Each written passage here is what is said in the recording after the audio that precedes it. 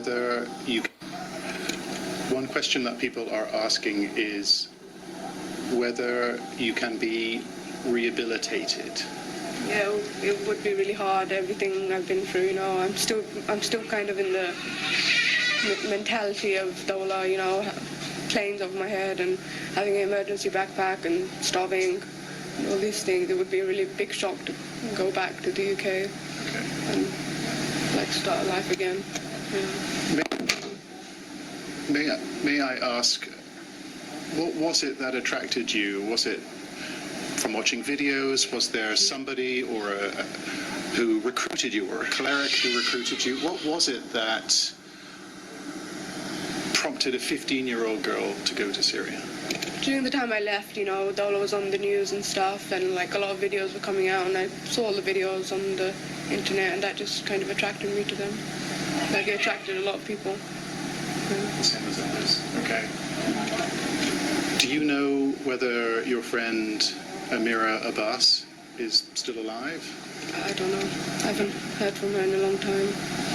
Okay. And how did you feel when your other friend, Khadija Sultana, died? It was a big shock because it was at the beginning of when we left. It was maybe a year after we left. It wasn't something I suspected. It just came as a really big shock. Now, if I heard that Amira was dead, I wouldn't be surprised. I would be hurt, obviously, but I wouldn't be surprised because of the situation she's still in. But when Khadija died, the situation was still good in Raqqa, It just came out of nowhere. Do you feel that you have made a mistake? Do you think you've made a mistake when you look back at what you've been through over the last 4 years? A mistake in going back to going to Dola? Yes, a mistake in coming here, living under Islamic State. In a way, yes, but I don't regret it because it's changed me as a person. It's made me stronger, tougher. I married my husband. I wouldn't have found someone like him back in the UK. I had my kids. I did have a good time there. It's just at the end things got harder and I couldn't take it anymore. And I had to leave. Have you had any contact with your husband? Does he know that you have had a child? No, I don't have to get in contact with him. I don't know if they would let me get in contact with him. I don't know where he is right now. I would like to get in contact with him. Have consular officials from the British government been in touch with you? Have you had a phone call from them? No one, just another journalist, that's it. Nothing? Okay. No. Are you able to see the news, the coverage centering on you? Are you aware? No, I don't have my phone. I can't go on the internet. I don't know what's going on around me right now. Just getting in contact with my family was difficult. I just got lucky, I guess. Alright, welcome to SouFLoTV again, everybody. It is your host with the most. And this story, headlined, said, ISIS bride Shamima Begum stripped of her British citizenship after showing no remorse for fleeing to Syria. So when I heard the story first, I heard she fled to Syria from the UK. She is a UK national. Fled to Syria, got married in Syria to a ISIS fighter. That's why she is known as the ISIS bride. And as a result of that, she had lost her British citizenship and she was not allowed to re-enter into the UK. So the story goes like this as it was presented in The Sun, which is a British tabloid. ISIS bride Shamima Begum has been stripped of her British citizenship after showing no remorse for joining the terrorist group. An official Home Office letter breaking the shocking news was delivered to Begum's disappointed family earlier today. That letter is posted here as I speak. You will eventually see a copy of it. And it said, please find enclosed papers that relate to a decision taken by the Home Secretary to deprive your daughter Shamima Begum of her British citizenship. That is what the letter read. In light of the circumstances of your daughter, the notice of the Home Secretary's decision has been served off file today, the 19th of February, and the order removing her British citizenship has subsequently been made. That means it is official. The letter, which was obtained by ITV News and is watermark stamped here by ITV News, went on to urge the Bigham family to make sure that their daughter was aware of the decision, while adding that she did have the right to appeal. So they didn't just take it away, they gave her the right to appeal, but as of now, it is taken away. And I mean, what are the odds of her getting it back through appeal? Maybe they wanted to teach her a lesson, or maybe it will never be given back. So it's not yet known how the ban will affect her newborn son, Jera, who is half British and half Dutch. I am guessing that the guy that she got married to has Dutch citizenship and she has British citizenship, so the child is half British, half Dutch. The schoolgirl's family have said they are disappointed by the Home Office decision, said their lawyer. "We're considering all legal avenues to challenge this decision," he said. Bigham's dual nationality, as both her parents are of Bangladeshi, reportedly cleared the way for today's decision. So she has dual nationality. So she has Bangladeshi nationality / British nationality, and the Brits are saying, well, you don't appreciate ours good enough, so go live with your Bangladeshi nationality. However, their lawyer told the Independent newspaper that the 19-year-old is, and may I remind you that she left on this trip at 15 years old. She is now 19. She spent 4 years under this so-called ISIS regime, right? And they're concerned that she's brainwashed. She might come back and decide to be a suicide bomber, or who knows. So he told their lawyers, their family lawyer told the newspaper that a sole British national, and she had never had a Bangladesh passport. So she's a sole British national, but her parents have Bangladeshi nationality. So he is saying she's never had a passport for Bangladesh. So she's a sole British national. The Home Office has declined to comment on this one, but they said, we do not make people stateless. In other words, they're trying to say, our information is correct. We don't make people stateless. She had 2 states she could belong to, and she chose one. And we'll relieve her of the responsibility of the other, which is ours. Earlier, a spokesman said, in recent days, the Home Secretary has clearly stated his priority is the safety and security of Britain and the people who live here. In order to protect this country, he has the power to deprive someone of their British citizenship where it would not render them stateless. So, in other words, if the only thing she has ever known, she was born and raised in England then, and she is stripped of her British nationality, then she would be considered stateless, because where else could she go? But the British Home Office is saying that they're not making her stateless. She has Bangladeshi nationality, so go there. We do not comment on individual cases, they're saying, but any decision to deprive individuals of their citizenship are based on all available evidence and not taken lightly. The Conservative chair of the Commons Education Committee, Robert Halfon, who had spoken out against allowing her to return, said in a tweet that Mr. Javid had made absolutely the right decision by denying her entrance, while the Liberal Democrat Home Affairs spokesman Sir Ed Davey said, membership of a terrorist group is a serious crime, as is encouraging or supporting terrorism, but Shamima Begum should face justice for those crimes in the UK. So what he was saying was, let her in, but punish her when she gets here. It is not only hard to see Miss Begum and her baby as constituting a serious threat to national security, but it also seems a huge wasted opportunity.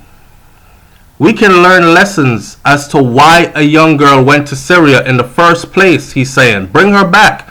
Interrogate her. Don't just keep sending reporters to her. Try to find out what drove her to make that decision in the first place. We can learn lessons as to why a young girl went to Syria in the first place. Lessons which could improve Britain's security by helping us to prevent that from happening again. Good point. However, last night, one immigration lawyer told the Daily Star she may actually get back into Britain because of that baby. Asif Salam, an immigration solicitor for Salam Immigration, said, "The child cannot possibly live without his mother. It's not in its best interest for the child to be in the UK without the mother. So, because of the child, the mother could by default get back her nationality or get at least a limited leave to remain to be able to live with her child in the UK. Earlier we reported how Begum will be quizzed by cops and could be arrested if she returned to the UK.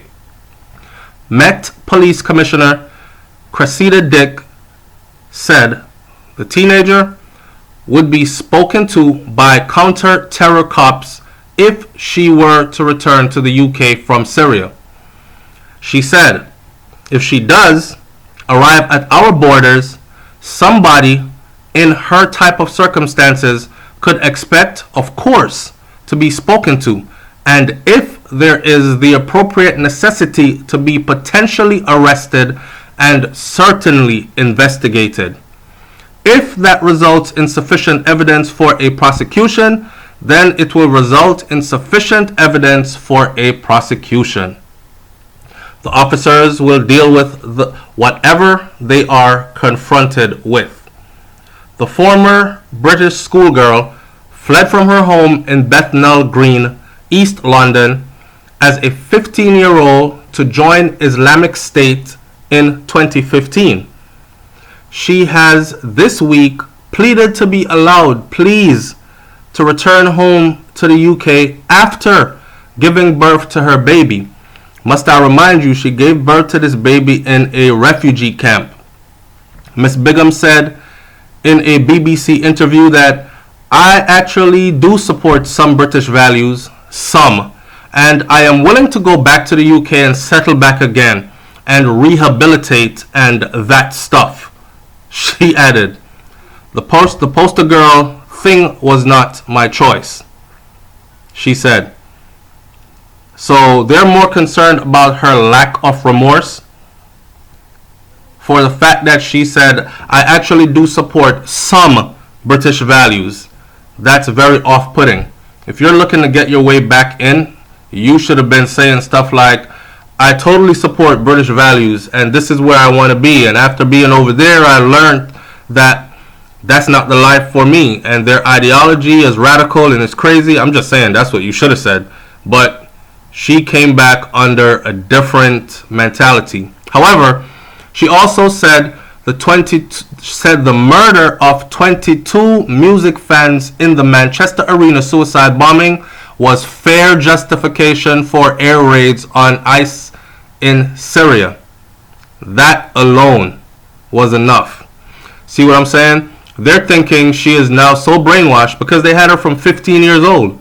And now they're sending her back, or she's coming back at 19 under the pretense of wanting to come home because it got so rough there. They're not buying it. They're thinking she's coming back as someone who's going to strap bombs to herself, walk into a mall somewhere in Great Britain and slaughter a whole bunch of people, which, in my opinion, could very possibly well happen, especially if she doesn't even know, if she is so brainwashed gone that she doesn't even know to change what she is saying just to get herself back in. If she's going to sit there and say that the killing of 22 music fans in a Manchester Arena suicide bombing was fair justification for air raids on ISIS in Syria, that's a no-go. And that is very telling. Showing no remorse, the 19-year-old dismissed the atrocity of the 2017 Ariana Grande concert as retaliation. She left London in February of 2015 with 2 school friends to follow another classmate to Syria. She said one friend, Khadija Sultana, had died in an airstrike, but the other, Bethnal Green girls Amira Abbas and Sharmina Begum, had stayed with ISIS in Bugus. She said she feared she will never see her husband, the Dutch jihadist Yago Redich, again, whom she still loves very much. So like I said earlier, she has British nationality, and her husband slash a jihadist, self-proclaimed jihadist, and who is with ISIS, has Dutch nationality. Radish is 26. He is a convert to Islam who grew up in the middle-class family home in Amman, which is not in the Middle East. He is suspected by police of being involved in a terrorist plot in the Netherlands. He was convicted in this absence last year of membership of a terrorist group. So actual charges were brought against him, but by the time they got him, got to him, he was already out of the country and said to have gone to join the fight. She went as well, and that is where she met him, and that is where she became pregnant and married and all that other stuff between the ages of 15 and 19. The mother, so why and how was Shamima Begum stripped of her British citizenship, you ask? So the Home Secretary's power to deprive someone of their British citizenship is covered by Section 40, British Nationality Act 1981. It states that Home Secretary must be satisfied. It would be conducive to the public good to deprive persons of his or her British nationality. The official regulation adds that she or he would not become stateless as a result of that deprivation. Home Office guidance states that conduciveness to the public good means depriving in the public interest on the grounds of involvement in terrorism, espionage, serious organized crime, war crimes, or unacceptable behaviors. If Shamima Begum decides to appeal the decision to impose deprivation of citizenship order, she has 28 days to appeal to the Special Immigration Appeals Commission.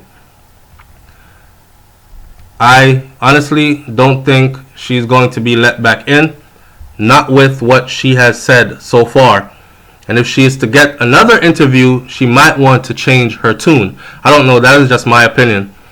What do you think? So questions have been raised over whether British would be able to prevent Begum's eventual return to the UK.